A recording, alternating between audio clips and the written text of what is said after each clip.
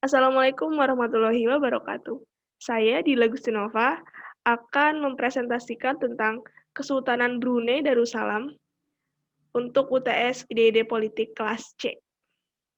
Mari kita mulai. Kita akan membahas tentang yang pertama, konteks sosial politik Brunei Darussalam, yang kedua kepemimpinan Brunei Darussalam, yang ketiga sistem nilai, yang keempat kegiatan rutin, kelima pengikut setia, keenam ekspresi budaya, dan ketujuh spektrum politik. Maaf, spektrum ideologi. Konteks sosial politik Brunei Darussalam. Di zaman pra-kesultanan, itu dimulai dengan tidak banyak yang diketahui. Kenapa? Karena ahli sejarah itu tidak mendapatkan begitu banyak bukti untuk memperkuat era sebelum kesultanan. Ahli sejarah meyakini bahwa era sebelum kesultanan yang ada itu di Brunei telah memiliki suatu sistem pemerintahan tersendiri. Diyakini bahwa sebelum era kesultanan dimulai pada abad ke-7, wilayah Brunei Darussalam berdiri sebuah kerajaan yang bercorak Hindu bernama Vijayapura. Terdapat pula catatan yang didapatkan dari dataran Cina bahwa pada abad ke-10 wilayah ini dikuasai oleh kerajaan Poni yang berhubungan dagang dengan dinasti Song dari Cina dan akhirnya dikuasai oleh Majapahit.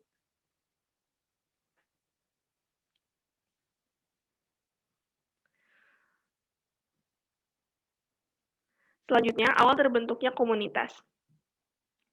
Jadi, sebelum terjadi kehancuran di dinasti Yuan, para warga Cina di sana itu sudah banyak yang mengungsi. Nah, beberapa dari kelompok itu mengungsi ke arah timur Kalimantan dan masuk salah satu sungai. Sungainya itu bernama Kinabatangan. Jadi mereka itu membuat suatu komunitas di daerah sungai itu yang dipimpin oleh salah seorang yaitu Ong Sung Ping. Ternyata pemukiman itu menjadi lebih sejahtera dan maju, sehingga banyak pula orang-orang lain yang menetap di sana. Ia digelari oleh orang Melayu sebagai raja dan disebut Chung Ping yang berarti jenderal oleh orang-orang Cina. Jadi di sini terjadi penggabungan wilayah, di mana Sultan dari Brunei itu merasa tertarik karena wilayah ini tuh sangat kaya dan juga sejahtera dan banyak masyarakat yang menetap di sana. Oleh karena itu, Sultan itu merasa tertarik untuk mengajak wilayah ini menjadi wilayah Brunei. Dapat dilihat di sini, Ong Sung Ping itu diajak pertama kali oleh Sultan Muhammad Shah yang baru naik tahta. Lalu setelah itu kepemimpinan Sultan digantikan oleh Sultan Abdul Majid Hasan yang merupakan anak dari Sultan Muhammad Shah pada tahun 1402 dan selanjutnya kepemimpinan dialihkan kepada Sultan Ahmad. Sultan Ahmad lalu menikahkan putrinya dengan Sultan Syarif Ali, seorang pria yang berasal dari Semenanjung Arab dan masih termasuk kerabat Nabi Muhammad SAW. Di bawah kepemimpinan Sultan Syarif Ali inilah Brunei mengalami kemajuan yang sangat baik.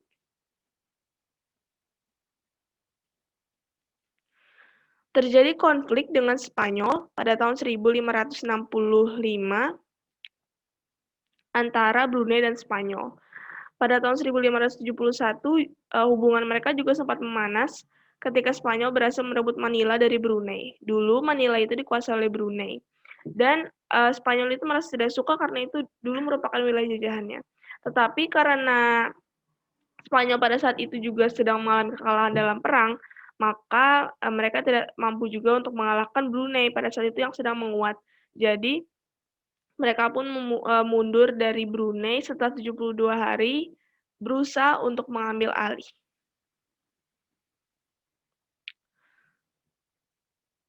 Kepemimpinan dari Kesultanan Brunei ini berbentuk monarki yang diturunkan melalui hubungan darah.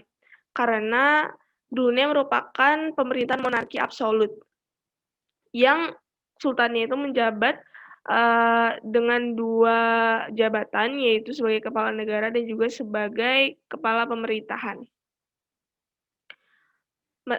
Sultan dibantu oleh beberapa menteri dan juga dewan penasihat.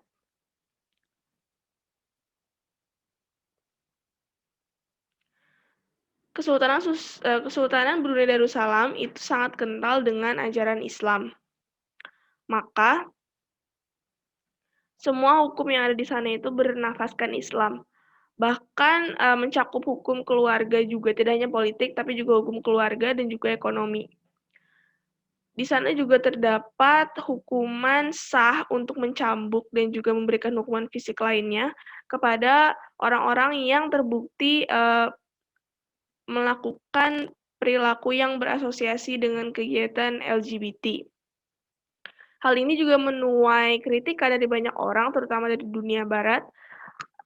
Puncaknya pada tahun 2019, di mana orang-orang itu menyuarakan untuk memboikot hotel yang dimiliki oleh Sultan yang berada di Amerika Serikat dan juga di Eropa, karena mereka merasa bahwa ini melanggar HAM, hukum yang diberikan ini melanggar HAM dan juga Sultan ini hipokrit karena dia memiliki hotel di luar negeri yang mana tentu saja kita tidak bisa mengatur apakah orang akan melakukan LGBT di hotel itu atau tidak. Jadi ia menuai kontroversi.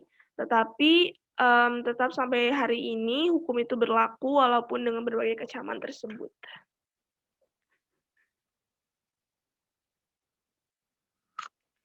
Di sini ada kegiatan rutin yang kita bisa lihat dilakukan di Brunei Darussalam.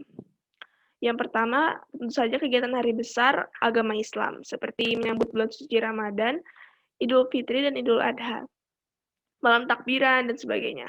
Lalu upacara bendera memperingati kemerdekaan pada tanggal 1 Januari 1900, setiap tanggal 1 Januari, dan Brunei Darussalam ini merdeka pada tahun 1984.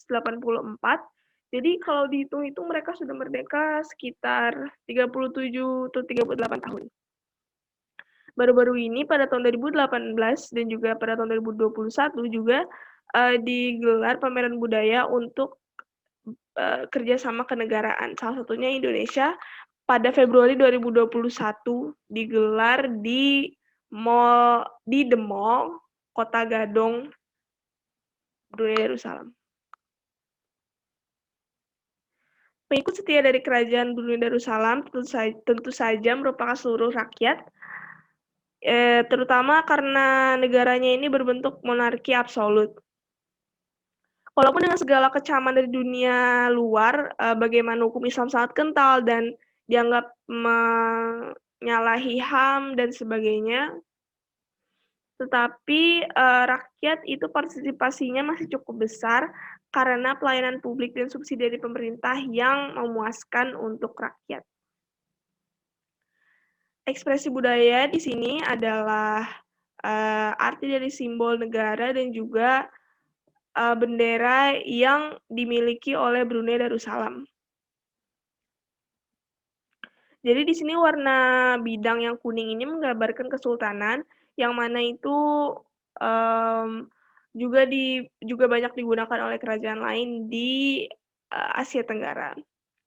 Lalu warna hitam dan putih itu menggambarkan para menteri yang membantu pemerintahan yang dipimpin oleh sultan. Yang selanjutnya ada tulisan Arab yang berada di bulan sabit, itu artinya senantiasa membuat kebajikan dengan petunjuk Allah. Dan tulisan Arab yang berada di bawah yang terbentang di pita berwarna merah itu adalah Brunei Darussalam dalam bahasa Arab. Brunei Darussalam sendiri artinya rumah perdamaian. Lalu yang selanjutnya itu ada lambang negara Brunei, berbentuk bulan sabit di atas pita dan diapit oleh sepasang tangan yang menengadah ke atas. Lalu di bagian atasnya itu ada payung kesultanan.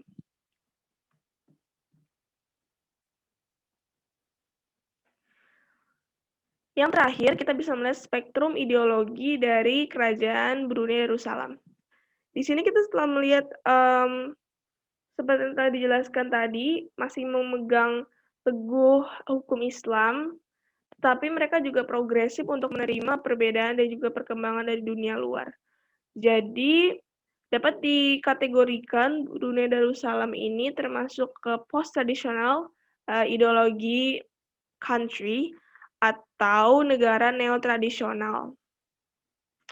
Di sini mereka tempatnya ada di posisi kiri tengah post-tradisional country.